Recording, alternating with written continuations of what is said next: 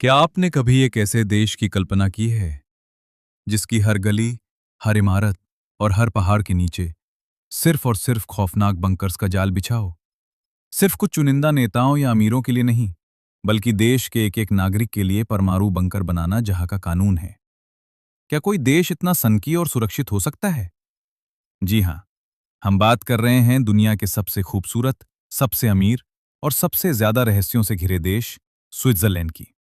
बर्फ से ढके आलिशान पहाड़, क्रिस्टल की तरह चमकती झीलें और दुनिया के सबसे साफ सुथरे शहर।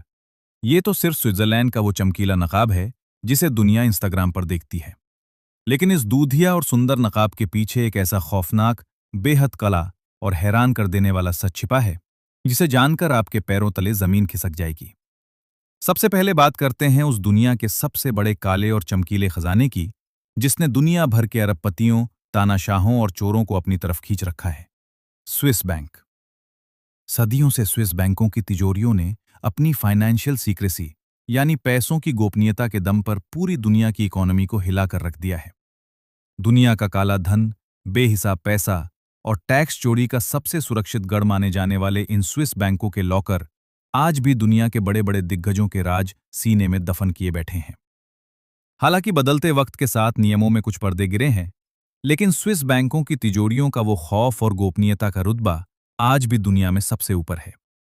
और जरा सोचिए, जिस देश में दुनिया भर का काला और सफेद पैसा आकर सोता हो, उस देश की अपनी अंदरूनी जिंदगी कितनी पाबंदियों और अजीबोगरीब कानूनों से बंधी है। यहाँ के नियम इतने सख्त हैं कि अगर आप अपनी बालकनी में धूप सेकने के लिए कपड़े भी सुखा रहे हैं, तो वो भी प्रशासन के तय नियमों के हिसाब से होना चाहिए, वरना भारी जुर्माना जेब खाली कर देगा। लेकिन यहाँ की असली ताकत है इनकी डायरेक्ट डेमोक्रेसी। यहां सरकार कोई कानून अपनी मर्जी से थोप नहीं सकती। जनता सड़कों पर उतरकर या जनमत संग्रह यानी रेफरेंडम के जरिए खुद तय करती है कि देश में कौन सा कानून चलेगा और कौन सा नहीं। और अब जरा उस सच्चाई को सुनिए जो आपके होश उड़ा देगी। क्या आप यकीन कर सकते हैं कि दुनिया के इस सबसे शांत और अमीर देश में वेश्यावृत्ति यानी प्रोस्टिट्यूशन पूरी तरह कानूनी है?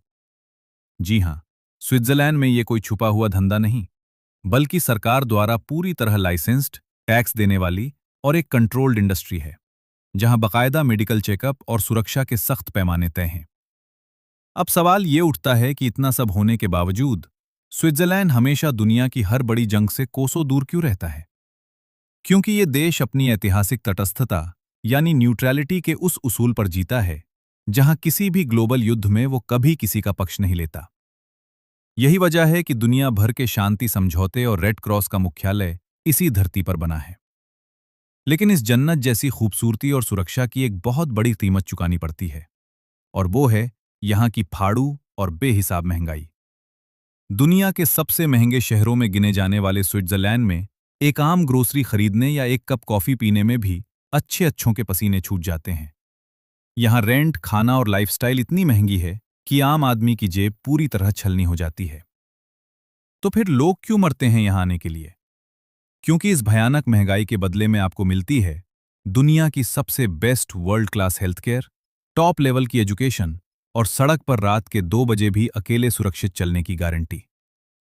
स्विट्जरलैंड सिर्फ चॉकलेट और घड़ियों का देश नहीं है, ये एक ऐसा खतरनाक रूप से अनुशासित, अमीर और सीक्रेट से भरा साम्राज्य है जो अपनी शर्तों पर दुनिया को नचाता है।